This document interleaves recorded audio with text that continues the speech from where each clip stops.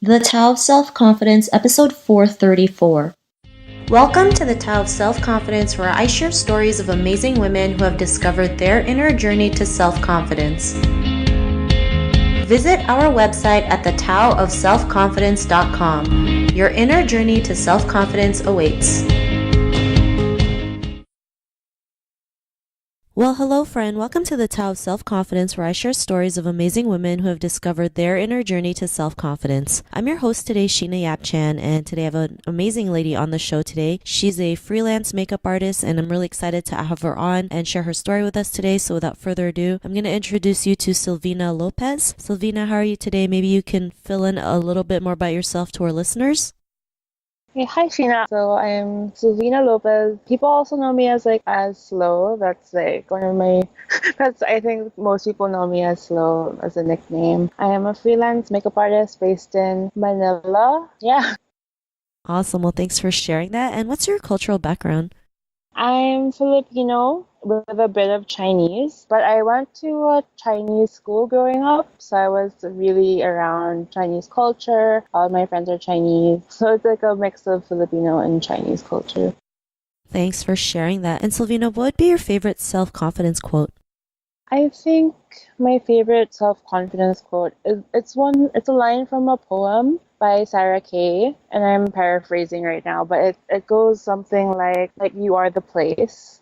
Like it's a poem about how every woman is their own place, like that you are your own home. And I think like when I saw her perform that poem, it just it really spoke to me.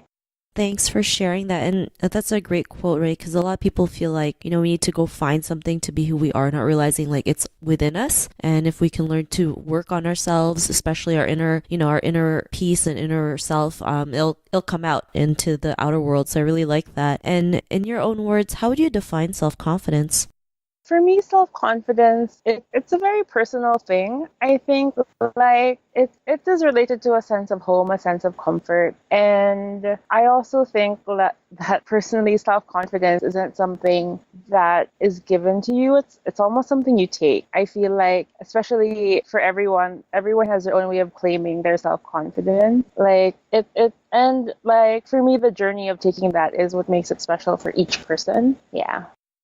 Thanks for that great definition. I know some people feel like they're not confident because they weren't born with it. But a lot of people don't realize like you can be confident at any moment, right? If you really believe in it and just work on it. Sometimes it's not easy, but it's worth it, right? I mean, it's called the road less traveled for a reason, right? If it was easy, everyone would be doing it. But yeah, I love that you mentioned it's something that you take or claim. And I think the more we realize that, the more we can go out there and take action in our own lives. So thanks for sharing that. And Silvino, what was your life like before your discovery of self-confidence?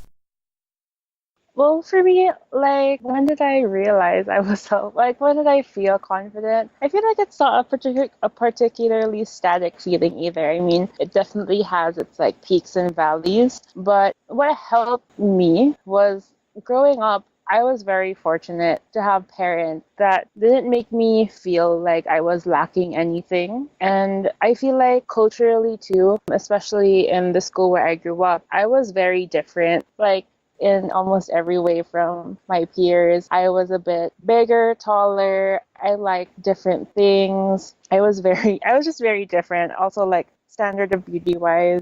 I was a bit darker. I had naturally curly hair in like a world where everyone was beautifully thin, pale. So I think that's where it came from. It's just for me, I guess my mentality was I'm gonna be different and I could either feel bad about it or kind of just celebrate it. So I guess that's definitely like the moment where at first it was strange to be so different, but kind of like taking it all in. And before that, it wasn't like sadness or like a feeling of strange. It's just like, oh, I'm different.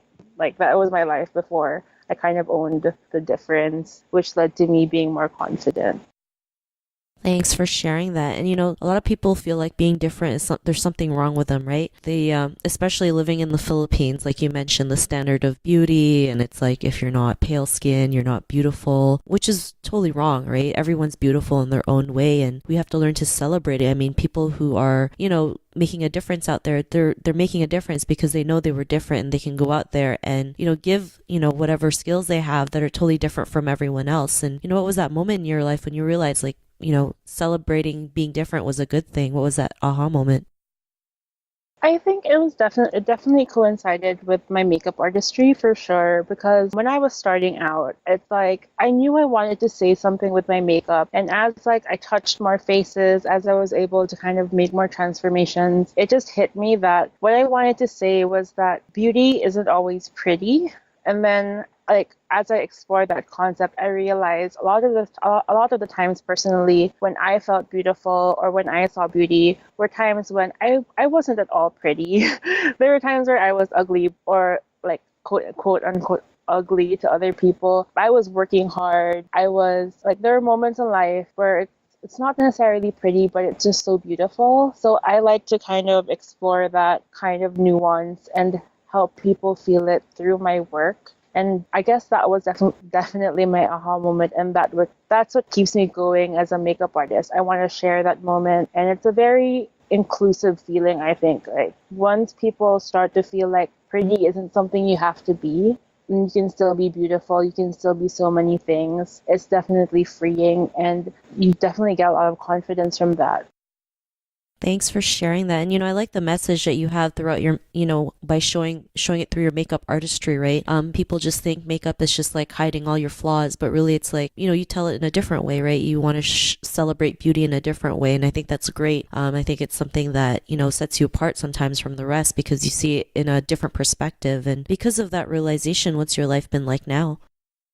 For me, for sure, it's definitely kind of made things easier. Like, it gives me a new perspective whenever I'm doing things even outside of makeup. I think, like, we just tend to have, like as people, the habit of, like, when we're going through hard times, we kind of wallow in it. And I'm not saying it's not like you should celebrate, like, being sad or anything, but like, for me, definitely, there's a sense of beauty in the hardship, because those are the times where you can grow, where you feel the warmth of people around you, where you open yourself up. So since then, it's helped me be a lot more open and see, like, beauty everywhere, definitely.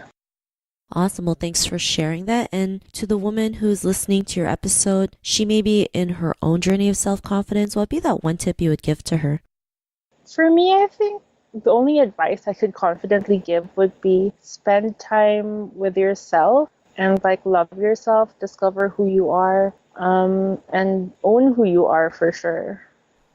Those are some great tips that you mentioned. I think spending time with yourself is really, important. It really gets to help you to learn who you are, what you like, what you don't like, what you deserve, and it'll show the more you get to know yourself a little bit better. So thanks for sharing that tip. And if our listeners wanted to get to know a little bit more about you and what you do, or check out some of your makeup artistry, is there any links or social media profiles we can connect with? I think my platform where most of my makeup is Instagram. So it's at Slow Makeup, SLOMAKEUP,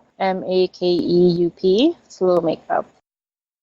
Thanks for sharing that. And to our listeners, if you want to connect with Sylvina, you can also head on over to the taoofselfconfidence.com and search for Sylvina's name. Her show notes will pop up along with everything else we talked about. And I just want to thank Sylvina for taking the time to share her story and tips with us on self-confidence. So thank you so much, Sylvina.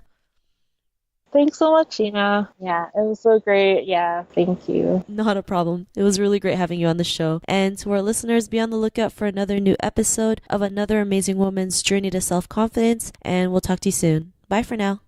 Thank you. Thank you for tuning in to another amazing episode of the Tao of Self-Confidence. Sign up for our free membership site to get more amazing resources for self-confidence by visiting our website at thetaoofselfconfidence.com. Your inner journey to self-confidence awaits.